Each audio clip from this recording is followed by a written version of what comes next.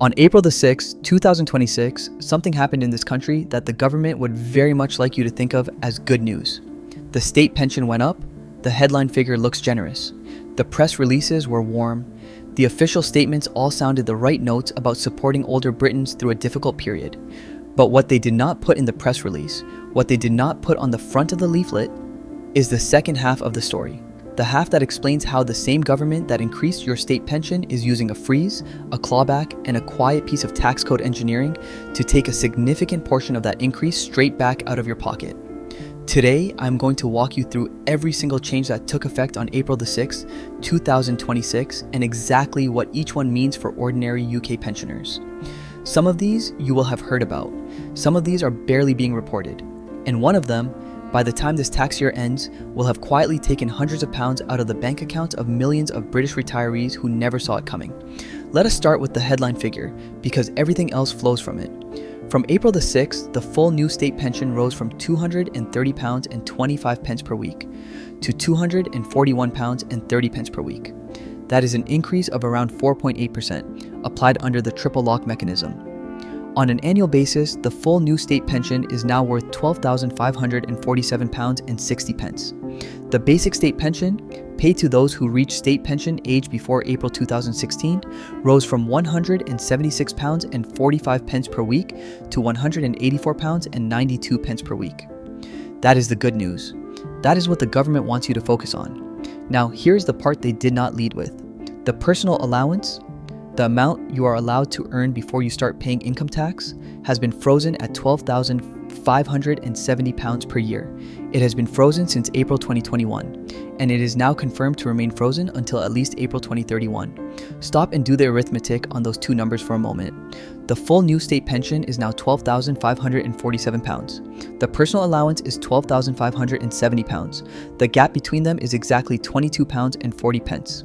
£22. That is the entire amount of tax-free income a pensioner on the full new state pension has left, before any additional income at all begins to get taxed. A private pension paying you just £500 a year, about £10 a week, will push you straight into the basic rate of income tax. A small amount of savings interest above the personal savings allowance will do the same. A part-time job, even just a few hours a week to help cover the cost of living, will tip you over the threshold. Every pound earned above £22.40 will be taxed at 20%. For the first time in recent memory, hundreds of thousands of British pensioners are about to receive HMRC tax letters for income that, just a few years ago, would have been entirely tax-free. The Low Incomes Tax Reform Group has been warning the government about this for years. The Institute of Chartered Accountants has called for the state pension to be brought into the PAYE system so that tax can be deducted at source rather than chased by HMRC after the fact. The government has refused, and the reason is not complicated. By freezing the threshold while the state pension rises, the Treasury is effectively running a stealth tax increase on retired people. It is a tax rise that no minister has to vote for, no parliament has to debate, and no opposition can easily attack. Because technically, no tax rate has gone up. The numbers simply moved, and pensioners got caught in the gap. The Office for Budget Responsibility has estimated that the personal allowance freeze alone will raise tens of billions of pounds in additional tax revenue over the period it covers. Much of that money comes from people who, 20 years ago, would never have paid income tax in retirement at all. That is change number one. Now let us talk about the change almost nobody is talking about. The winter fuel payment. You will remember the chaos that surrounded this benefit in 2024, when Rachel Reeves restricted it to only those receiving pension credit. The public outcry was so significant that in June 2025, the government reversed course. From winter 2025 to 2026 onwards, the winter fuel payment was restored as a universal benefit for all pensioners. Politicians went on television and said, with apparent generosity, that pensioners would get their winter fuel money back. What they did not say, at least not loudly, is what would happen next. From the 2026 tax year onwards, the winter fuel payment is being clawed back from any pensioner whose individual taxable income exceeds £35,000. And the method of clawback is something most people have not understood until the bills started arriving. HMRC is recovering the payment automatically, not through a letter asking you to pay it back, not through a separate bill, through your tax code. They are adjusting your PAYE tax code for the 2026 to 2027 tax year so that the recovery happens silently. over 12 months as extra deductions from your other pension income. For someone receiving the standard £200 winter fuel payment, the clawback works out to roughly £17 extra in tax every single month. For those over 80 who receive £300, the monthly deduction is proportionately higher. Pensioners will see their take-home pension income drop slightly every month for a full year without ever receiving a clear notification explaining why. And here is where it gets worse. From the 2027 to 2028 tax year onwards, HMRC plans to collect the clawback in advance rather than in arrears. That means, in a single tax year, some pensioners could see two payments being recovered simultaneously, one for the previous year and one for the year ahead. The result, as one government advisor admitted on the BBC, is that deductions for some pensioners could effectively double across that transition year. Up to £600 taken out of one tax code in 12 months. The £35,000 threshold is what is called a cliff edge. There is no taper, there is no sliding scale. If your taxable income is £34,999, you keep the entire winter fuel payment. If your taxable income is £35,001, you lose the lot. And here's the part that catches people most unfairly. Taxable income, for the purposes of this threshold, includes savings interest within your personal savings allowance. Even if you pay no tax on that interest, it still counts towards the £35,000 figure. Pensioners with substantial cash savings have been blindsided by this. They thought their interest was effectively tax-free. It still is, for income tax purposes, but for winter fuel payment purposes, it has just pushed them over the cliff. The opt-out exists. Pensioners can choose to refuse the winter fuel payment in advance, avoiding the clawback entirely. But the opt-out deadline for the current cycle was tucked away in the system, and most people did not see it coming. As a result, hundreds of thousands of pensioners are now in the recovery cycle whether they like it or not. The government has been keen to point out that around 3/4 of pensioners will still receive and keep the winter fuel payment. That is true, but the quarter who do not, many of whom are not what anyone would reasonably call wealthy, are quietly funding the cost of restoring the benefit for everyone else. And nobody asked them. Let us move to change number 3, state pension age. The age at which you can begin claiming the state pension is in the middle of a slow but significant rise. Anyone born after April 1960 is now affected by the gradual increase from 66 to 67, which is being phased in between 2026 and 2028.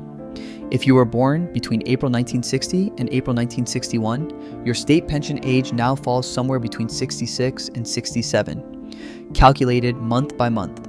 If you were born after April 1961, you will not be able to claim the state pension until you are 67.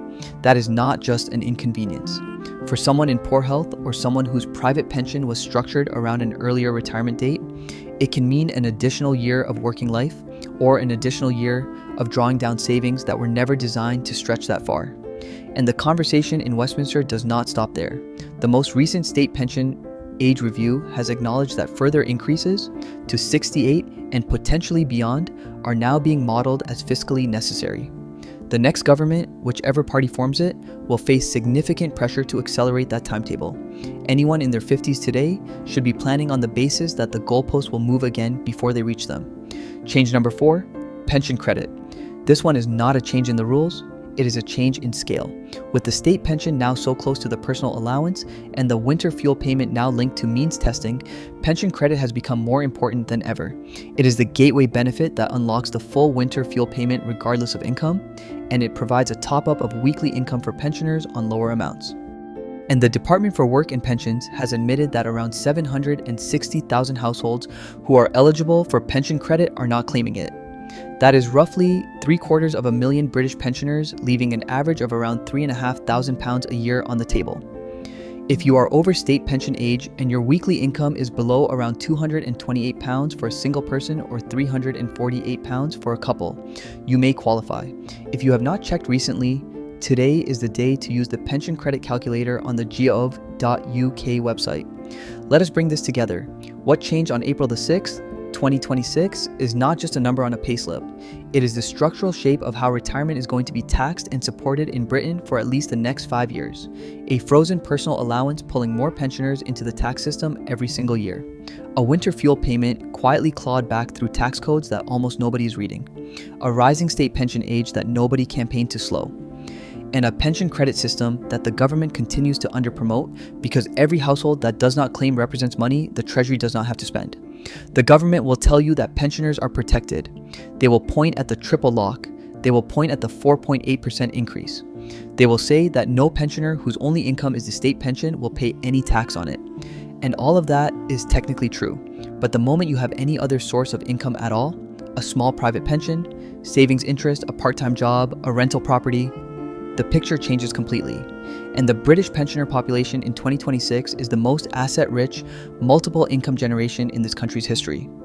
The system has been engineered to extract revenue from exactly those people while protecting the political optics of a generous-sounding pension increase. So if you are watching this and you are over state pension age, here is what you need to do this week. Check your tax code for the 2026 to 2027 tax year. If it does not match what you expect, query it with HMRC. If you have not claimed pension credit and you might be eligible, check the calculator on gov.uk. If you expect your taxable income to exceed £35,000 for the year, consider whether you should opt out of next year's winter fuel payment before the next deadline. And if you have any pension income outside the state pension at all, make sure your personal allowance is being applied to the right source. April the 6th was not just a pension rise. It was a quiet rewriting of the terms of British retirement. And the only people who will benefit fully from understanding it are the ones who take the time to actually look. The government is hoping you do not look. Today is the day to prove them wrong.